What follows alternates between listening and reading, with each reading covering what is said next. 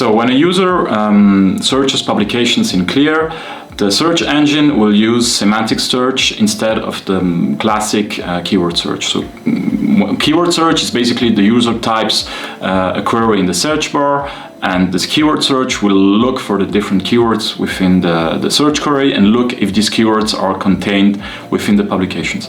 Semantic search is a bit different.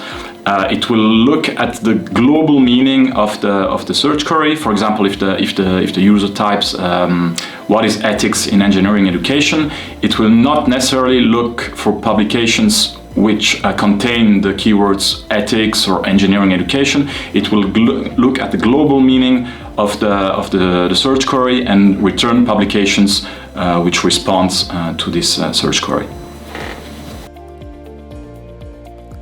Okay, so basically what we do for each publication contains an abstract. So we take all of these abstracts, and so an abstract is a text. We take these abstracts and we send them to a so-called embedding model. So an embedding model is some kind of AI model.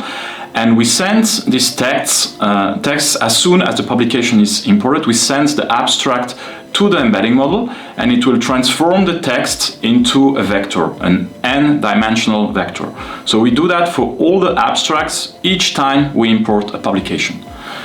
Then, the day that the user searches for publications, he will type his search query. So, for example, what is ethics in engineering education, and we'll do the exact same thing. So we'll take this text, what is ethics in engineering education, and we'll send it to the same embedding model. The embedding model will return as well a vector of n dimensions.